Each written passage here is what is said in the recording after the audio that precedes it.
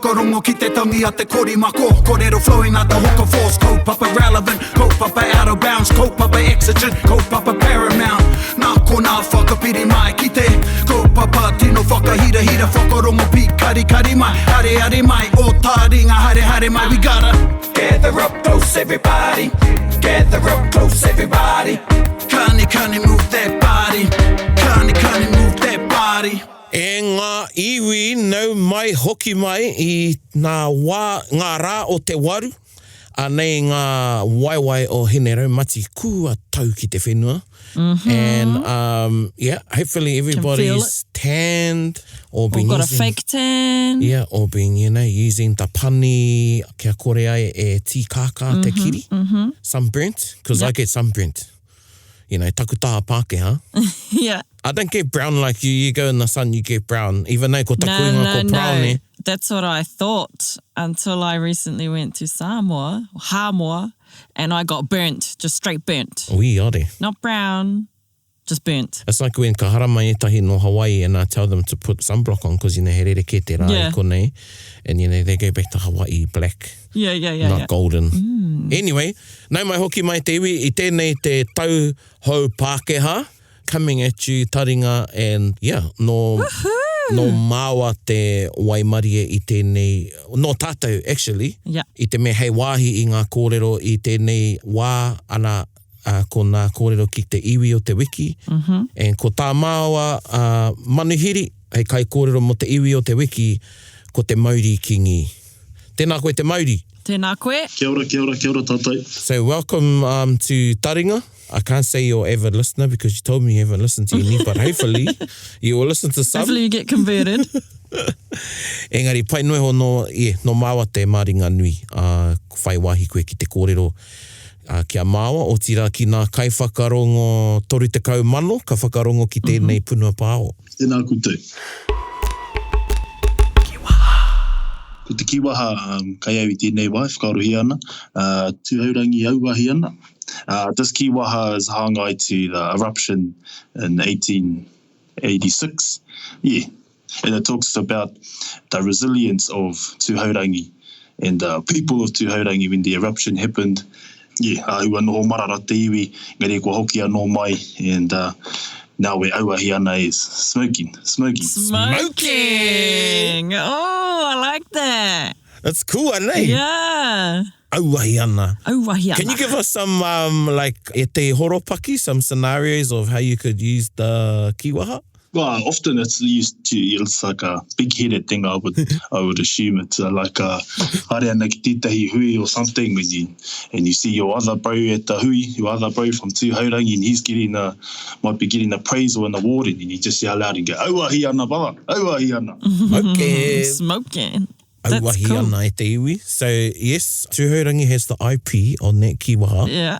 E te iwi, and if you want to use it, just kaue ware, no fear te kiwaha rā. Because I think koina te ātāhua o te reo Māori, tētai o nā me ātāhua o te reo Māori, a lot of the kiwaha we use today, they started somewhere I roto I tētai hapu, I tētai iwi, and ko horapa. Yeah, no, you don't know where they're from. Yeah. So, e te iwi, IP I runga I te auahi ana, because I think it's one that could become like popularised right through Aotearoa. Yeah, I reckon. And te ao, so karepe koe mohi o te Māori, we've got listeners in right across the world, Germany, Africa, South America, so we've got lots of people that listen around the world, both Māori and Pākehā and tauiwi ko waiake, ka whakarongo ki te punua pāho nei. So yeah, you might go around the world one day e hoa and ka rongo kui tētai e hāmama ana kia koe. Auahi ana. Auahi ana. We haven't done it in a while. We've been a bit mangere ni rā. Erica and whakataitai kei te haere. Usually snows here too, so kāroha snow, ka re koe konei, I wai na hoki. Anyway, we'll use the kiwaha as many times as we can through the show. Yeah, so you might get sick of it by the end of the podcast. Your whakamarama though, that was auahi ana.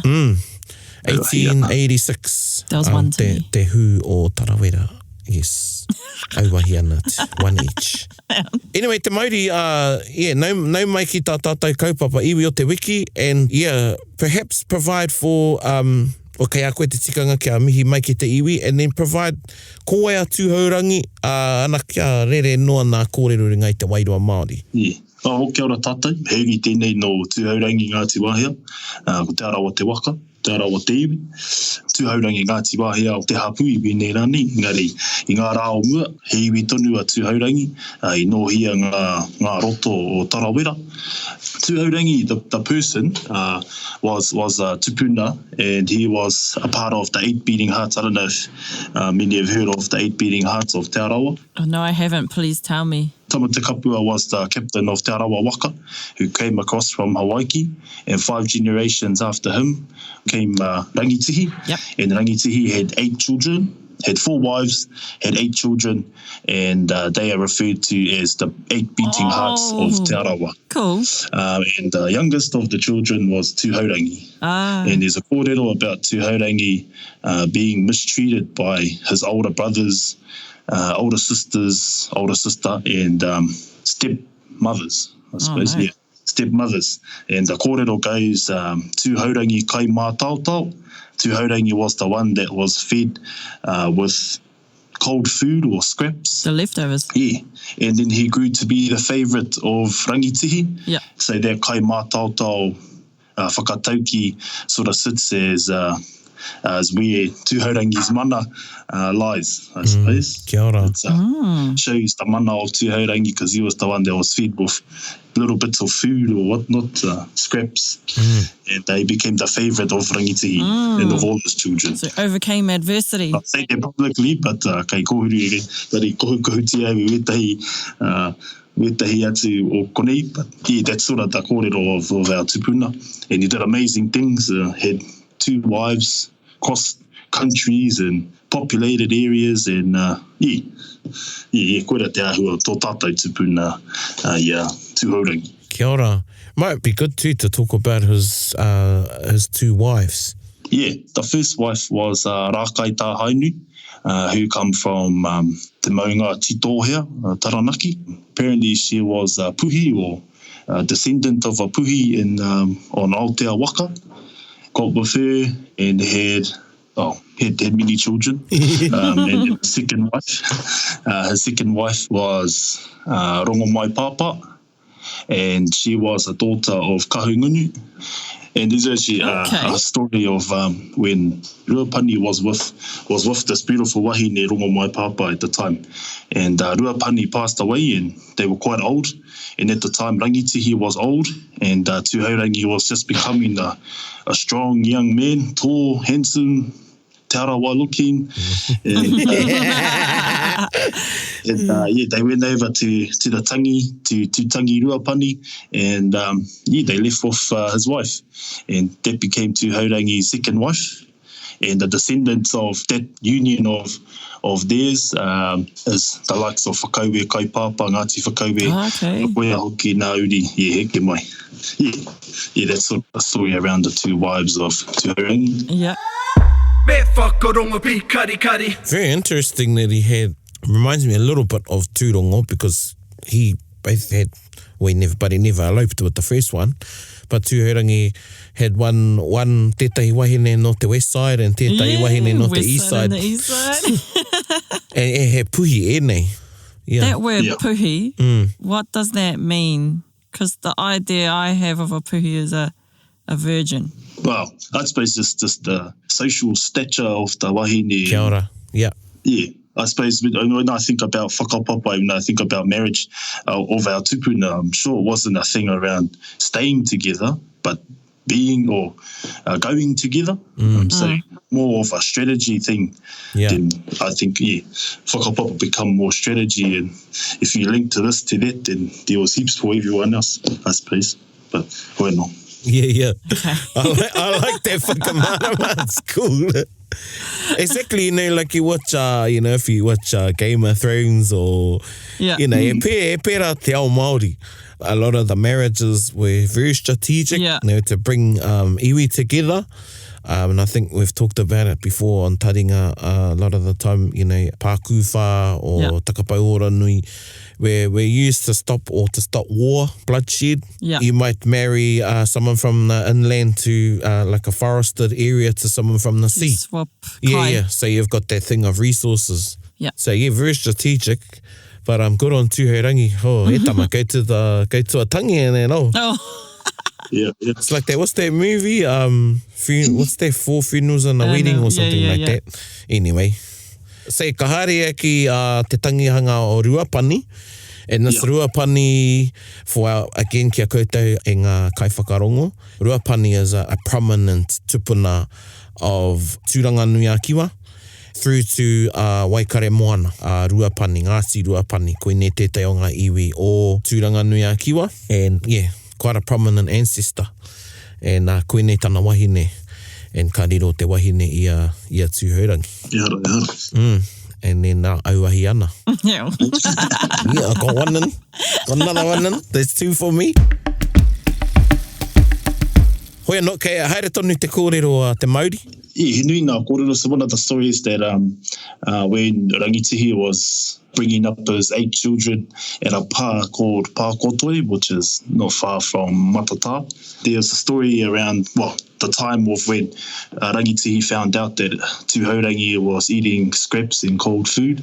There was a story that Tūhourangi was put up onto the waharoa of the pā at Pā Kotoi, and it was said that Rangitihi told his Tūhourangi's older brothers to walk under him as a sign of mana enhancement, or as a sign of favoritism, maybe. Yeah. Ka koe anō e te he kōrero I puta ai te ihu oi, I kake anō ai te mana o Tūhourangi I ona wā. And Tūhourangi had many trips.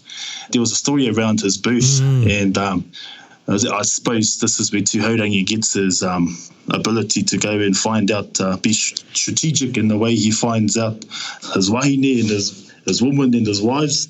There's a story when Rangitihi went over to Kawero, and there was a kawhafo that was happening between Te Tini a Kawero and Rangitihi. And Rangitihi was quartering a beautiful wahine, Papa Wharanui, and who was the mother of Tūhourangi. Kia ora. And for some time, they were over there. She was hapu, and Rangitihi was trying to head back to the pā at Matata or Pā Kotori. And as they came across, Rangitihi realising that Papa Wharanui was quite heavily hapu, extremely hapu, he told her to have the baby at this place called Otamaka. There's a rock there, and it's called the whānau tanga mai o Tūhourangi. Kia ora. And so left Papa Wharanui at this toka, and Rangitihi became the manu tiori and led the tini o Kawero away from her, and she began to give birth to Tūhourangi. And the story goes that there's a rock that's sort of sticking out of a cliff, and she wedged her stomach underneath the rock and pushed up. Tried to quickly give birth to Tūhourangi. Oh my gosh. And when he was born, he was a big baby. Apparently, he was quite a big child, and was going to be a big person when he was too young. When he got older, he was a big person. So the baby was quite big, and she hung the whenua, ka whānau mai te whenua, and she hung it on the rākau, which was a sign to Rangitihi, saying that the baby was born, and they were both hiding away.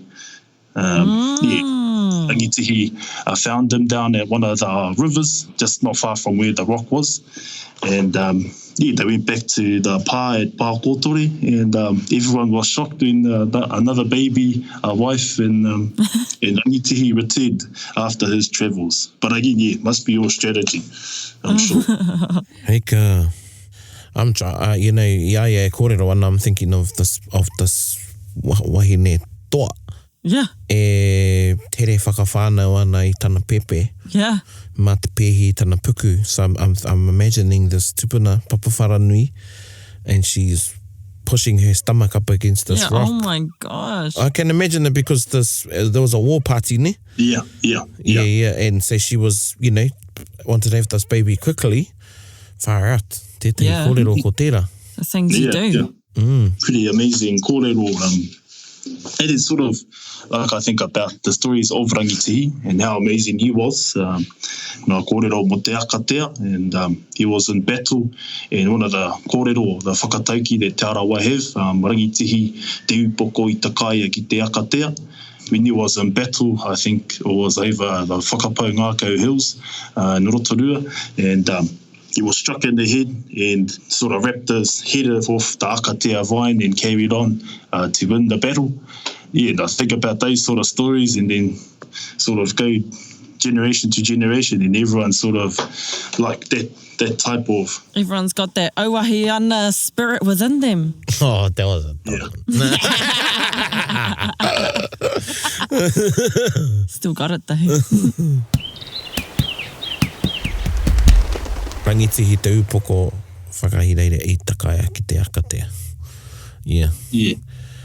He got smashed and then he wrapped it with some vine to keep going. Yeah. Again, resilience. Resilience, yeah. Yeah. Resilience, yeah. And I suppose if we carry on the kōrero, so Tūhourangi's first wife, Wharakai Tāhainui, they had Taketake Hukuroa, who had Tū Te Amutu, who had Umukaria, who had Wāhiao. And Wāhiao was another great tupuna of ours. And go back to his second wife, Rongo Mai Papa.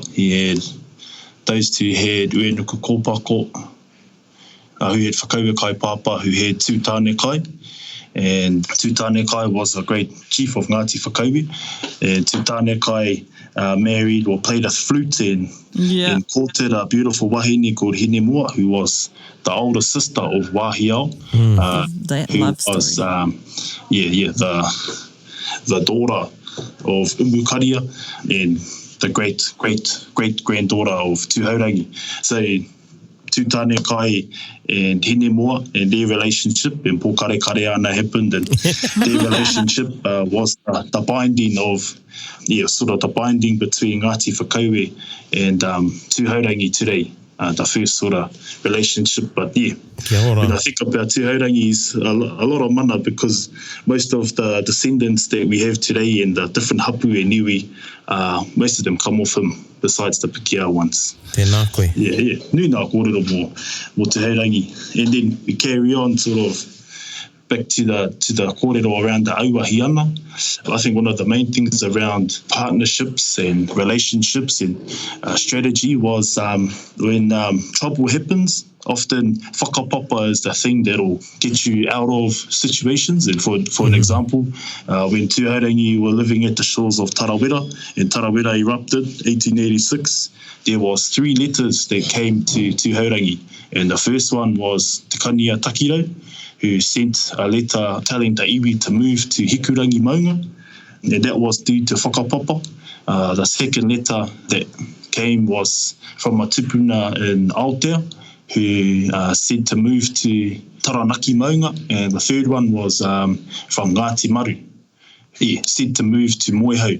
Tūhourangi did move, the iwi ended up choosing Moehau, because that's the burial place of our tupuna Tamatukapua, and they went over there for some years, about 20 odd years, and then they all were asked to move back to Rotorua, to Te Whakarewarewa, where we sort of live today. But everything was sort of, those types of strategy moves, those types of whakapapa give us the ability to link and to make relationships that were already established long before we were here. Definitely privileged to be a uri of Tūhourangi-Ngāti Wāhiao. Beautiful. Gather up close, everybody. I think te mauri, it would be valuable if you just provide a little snapshot, because just for our listeners who are trying to tie or put the dots together from Kawerau to Pākotore and then to Tarawera. How did the iwi end up at Tarawera? And then whakarewarewa, ka pai. So Tūhourangi was living at with his parents and with his brothers and sisters at Pākotore, and ka pake ke Tūhourangi and Rangitihi told him to sort of move on. Sort of said, hare ki rā kai tā hainui, hei wahine mōna, and went there, had wives there, and moved to they were on the shores of Tarawera, or they moved to the shores of Rotoiti, and then had children there, had children around there. Generations who lived in Rotoiti, around the lake of Rotoiti, and there was a big war that happened between them and Ngāti Pikiao at the time, Wāsi Ngāti Pikiao, and they made their way to Tarawera. They stayed at Tarawera for long periods of time, and very lucky, and we have a lot of relationship and a lot of sort of hononga to our waiariki, and I think that was sort of the 15th century when Tūhourangi and them were moving around, and he was 6 generations after the arrival of the waka, and so another sort of 5 to 10 generations later, they moved to Rotoiti and to Tarawera. Yeah, when they were at Tarawera, they stayed there for a long time, and the hapu that came out of the nohanga at Tarawera was Ngāti Hinemihi, and there's a story actually that Hinemihi whare is coming back home, which used to stand at Tarawera. But so our iwi sort of migrated from Pākotore to Rotoiti to Tarawera, and now moved to Te Whakarewarewa, which was and so why I sort of bring up Ngāti Wāhiao was because Wāhiao had established his own iwi and had moved to Te Whakarewarewa, which is where Tūhourangi-Ngāti Wāhiao, that's our kāinga there, our whārua of Te Whakarewarewa. If anyone's been to Te Whakarewarewa, it's a tourism centre, no mai haere mai. It's not a tourism centre, but it's a living Māori village. Very lived, very Māori, and very small like a village. It's very, very cute. Yeah. I love all the little whare there. They're so cool. And so when Tūhourangi and Wāhiao started his sort of tribe and moved to sort of the areas closer to Rotorua Lake, and big tribe of Tūhourangi stayed around the lakes of Tarawera, and this is around early 1800s, moving to late 1800, or the whole sort of 100 years really. They all migrated around there, and Wāhiao was living around the shores of Rotorua, and Tūhourangi, they were living on the shores of Tarawera. At Tarawera, they established a tourism sort of business, and they had the pink and white terraces. Oh, the terraces, yeah. Yeah, were at the time the like 8th wonder of the world or something like that. And those taonga were left, we have history and kōrero about those waiariki and those puna o Tukapuarangi and Te Tarata, which were the pink and white terraces. They had a sort of a business venture there, Tūhourangi, when I think about entrepreneurs. They're sort of entrepreneurs, and they had this big mecca of tourism. And then the eruption happened, and it swallowed all of Te Tarata and o Tukapuarangi under Pungarehu, and a lot of the other pā, Te Wairoa, they were all covered in ash, and Merawake, ka tae mai ngā reta, 3 letters from those Te Kania Takirau, tupuna from Aotea Waka, and tupuna from Marutuahu, sent letters, and Tūhourangi ended up moving to Ngāti Maru, to Moihau, Maunga, where Tamata Kapua was buried, and for 20 to 30 years, and then tupuna called Mita Taupapoki went over to where Tūhourangi were living at the time of Ngāti Maru, and Moihau, and told them to come back.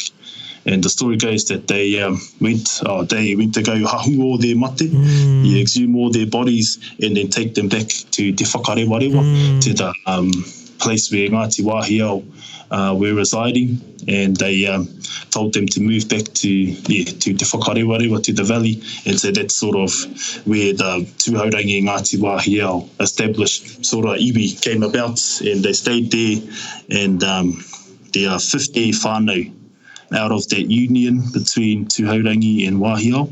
There's sort of 50 whānau that everyone, if you're from the village, you link back to these 50 whānau who are the descendants.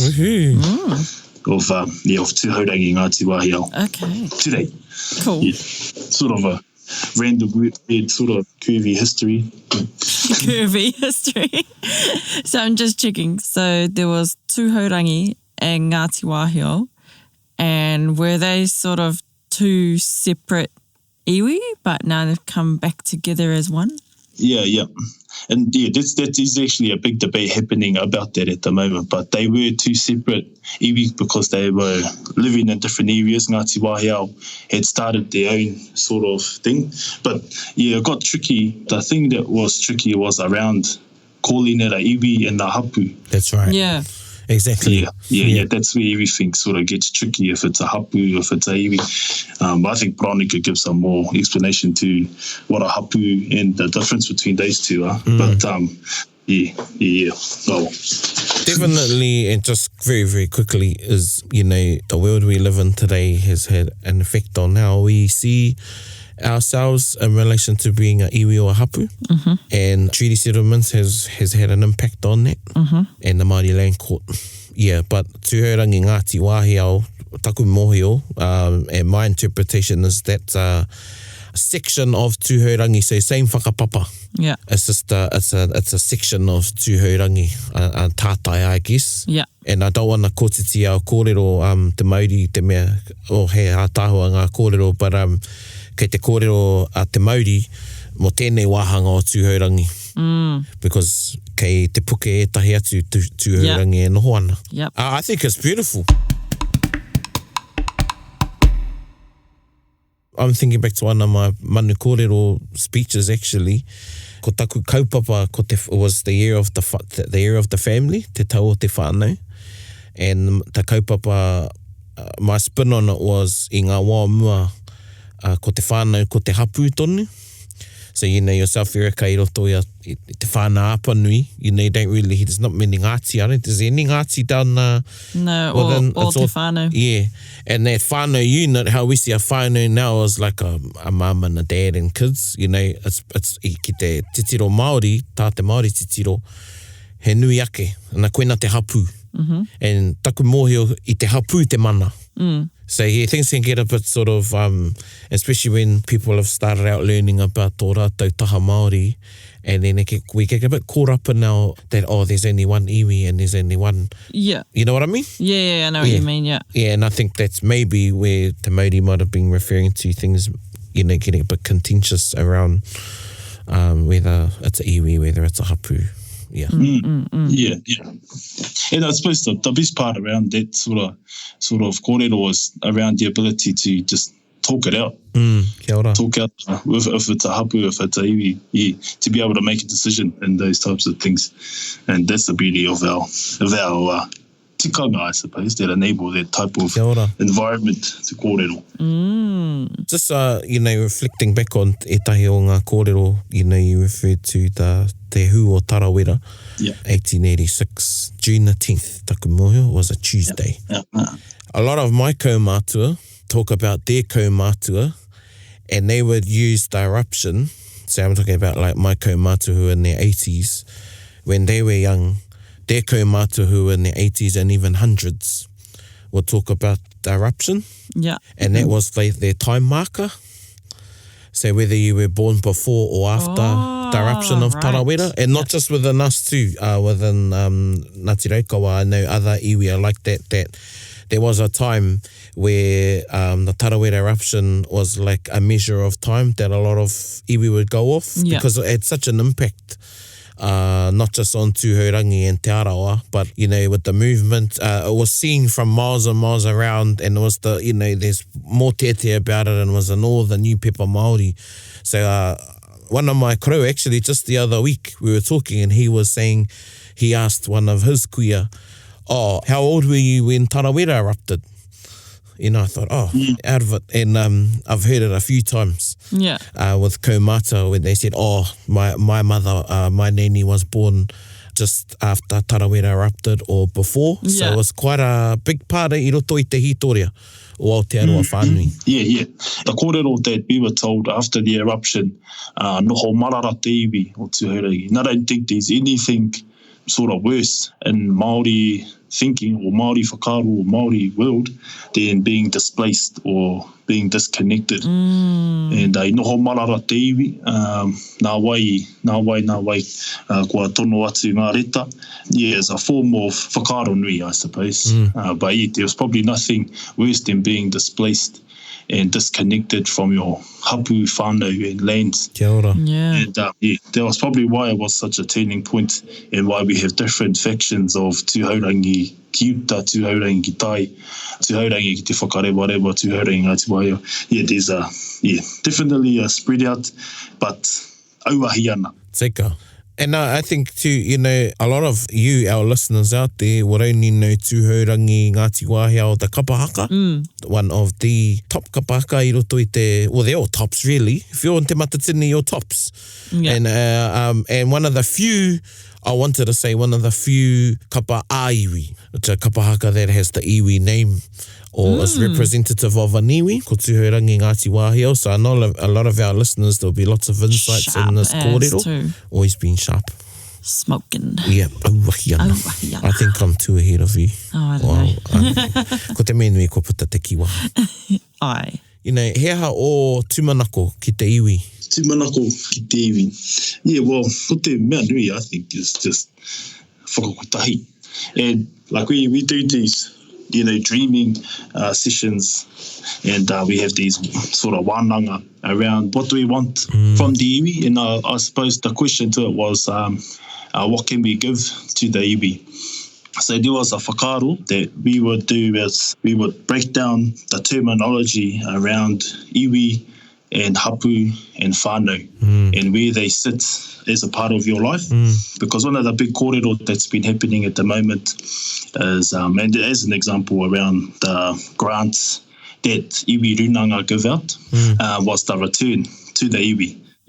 What does the iwi really mean to you? So we tried to break that down, and one of the whakaaro that came out was Tūhourangi, well, the iwi would be the way of life, would be your way of life. And say if you wanted to, and the kōrero was around pepeha, around looking at pepeha as not telling me where you're from, but what you're responsible for. Kia ora. Love it. So your iwi is Tūhourangi, then the question would be how do you contribute back? And obviously there has to be more opportunities with iwi, and we have to be thinking wider and bigger. But yeah, the kōrero was like, well, if your maunga was this, tarawera was your maunga, how many times have you been back to your maunga? How many times have you cleaned up your maunga? If your ao was this, yeah, don't tell me where you're from, but tell me what you're responsible for. And so it sort of got us into the thinking mode of, yeah, your iwi should be the way of life, should be like everything that you do, small, big, and I refer to like te aki taiao. You know, we all of us have to take a part in te aki taiao, but you should do it in your iwi's way, and you should be able to collect kōrero from your iwi so that you can look after the taiao how your iwi used to, or how our tupuna took responsible for the land and whatnot. And so the kōrero was, if your iwi was your way of life, then your hapu would be, or your marae would be your place of contribution. Kia ora. Contribute back to your hapu and your marae. That's me. And the last part, the whānau, would be your place of trust and love. Tēnā koe. Auahi ana. Yeah. So that sort of was some of the whakaaro that was coming out around ngā tūmanako mo te iwi, moving forward. Yeah, because it's a good conversation to have when you ask like a iwi leader or a chief and go, what is iwi? Because today it's your database, iwi runanga, or sort of something else. Yeah, but we were trying to think, well, what are some parts where people can contribute back so that we're living a iwi type life. Man, you guys are real forward thinking.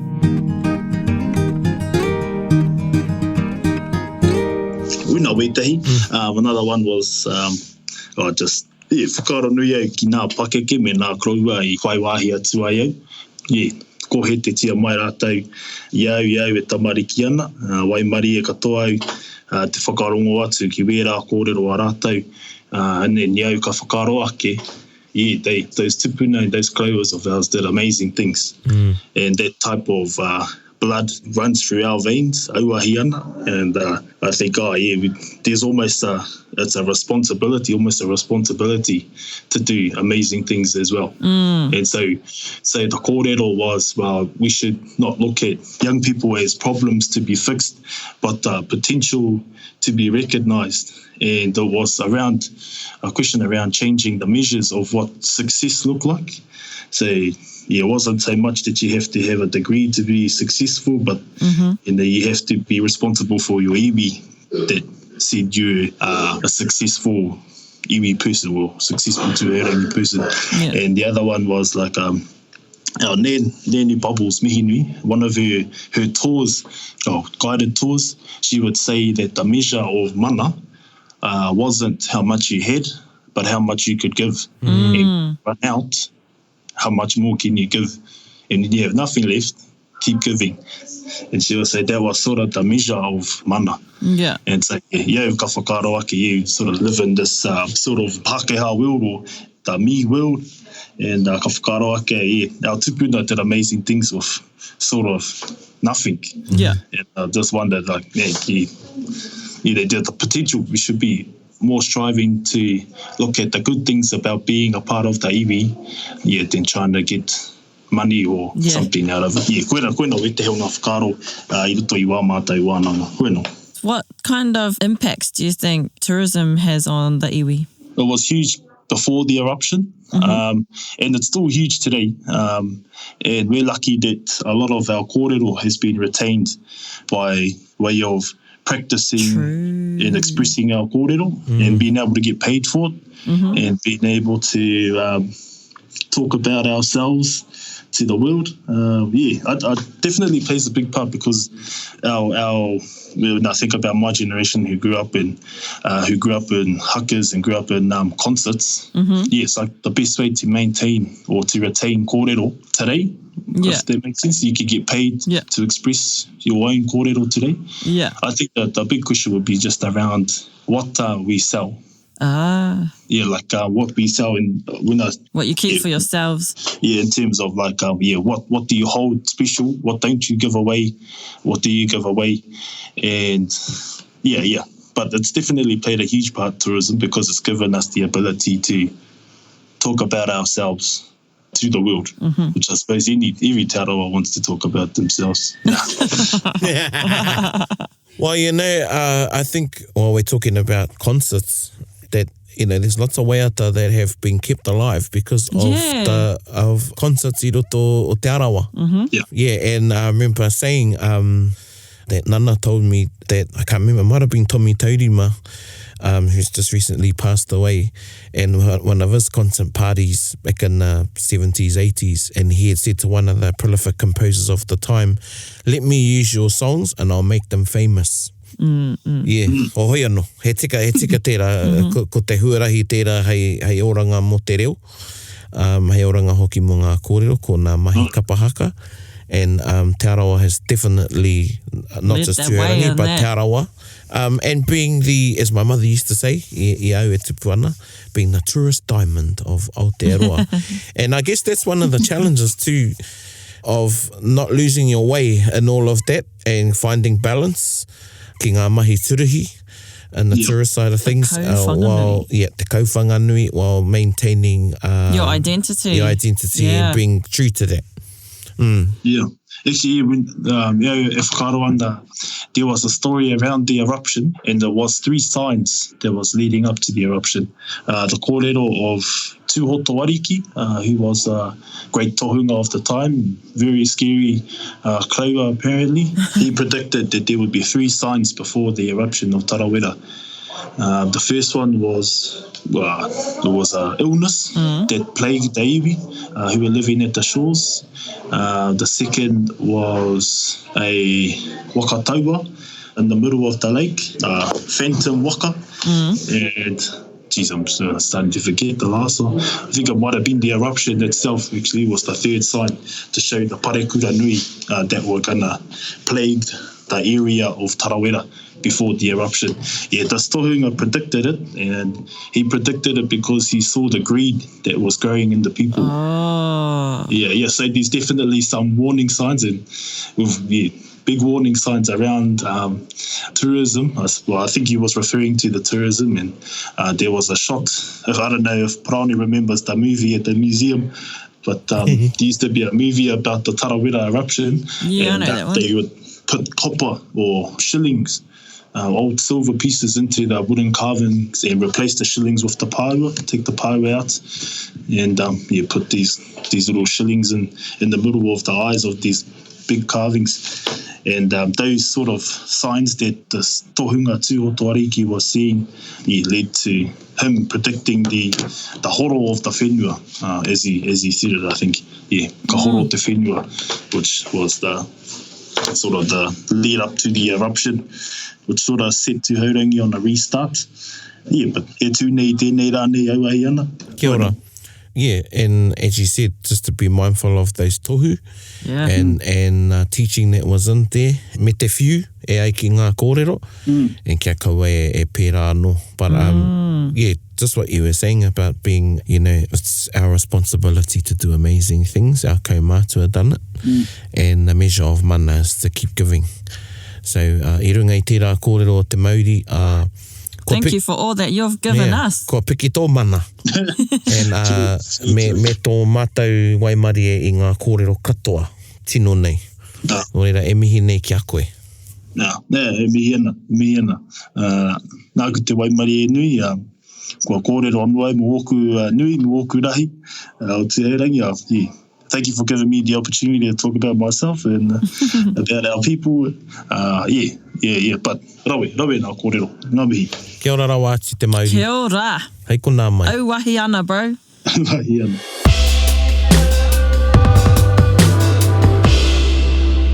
Anei e te iwi, te waiato, te wiki, hei tautoko i ngā kōrero, haere mai Tūhourangi. Whakarongo mai.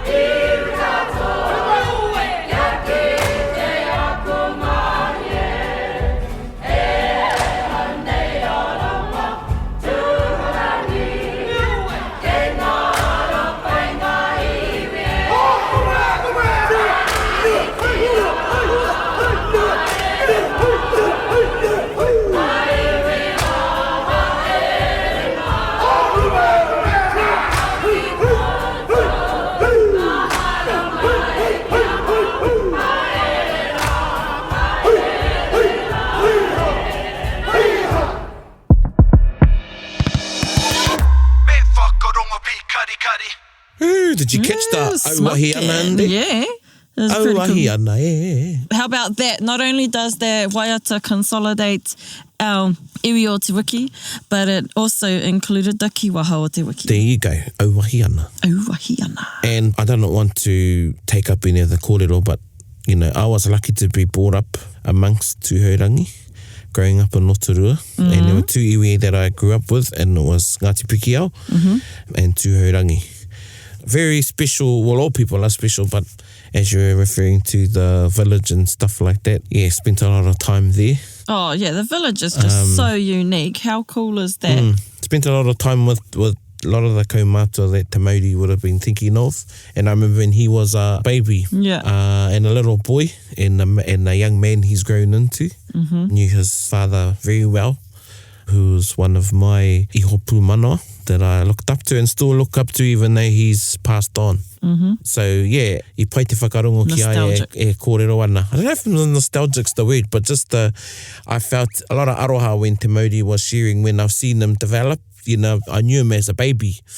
And to be a young man now and be able to confidently talk about his people, ngā whakapapa, ngā kōrero mera me katoa, it filled my heart with pride. With pride, yeah, and I know his father would be proud too. E poho kereru ana. And Te Mauri's doing his own thing, so he don't really talk about himself, or, you know, e kōra ana mo tana iwi, but he's big in animation. Oh, wow. Yeah.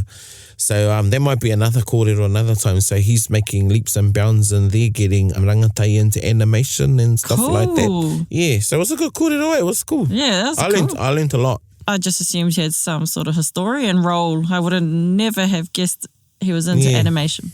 Yeah. Well, exactly. He's doing his own thing. That's what's cool, is that he's got the old knowledge and, you know, he's doing new stuff. Cool. Current stuff. And he's big on getting the rangatahi in Tūhourangi and Te Arawa actually involved in ngā kaupapa aiwi. Not just on the marae, you know, he's sitting on a board and a few other things and stuff. So, yeah, I know he's walking the talk when he talks about contributing back to the people. Yeah. And I like that. I like that. The marae, not where are you from, but what are you responsible for? Yeah, so if you're going to use your pepeha e te iwi, that's a good thing to think about. Yeah. So I think ko tāua tērā tuahine, auahi ana. Auahi ana, bro. That was mean. That was cool. Yeah. E kōrero whakamutinga au. Kao.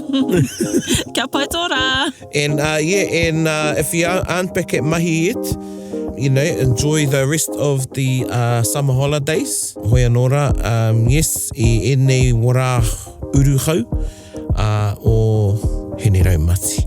Ngā manakitanga ki runga ki a koutou e hararei tonu ana o tira e haere nei ngā rori e kaukau nei e haere nei ngā poti marunga i te moana aha ko hea te mahi kia teka te mahi kia whakaro nui i ngā wā katoa no reira, nohora mai i runga i ngā huatanga o te wā. Hei kona. Hei kona.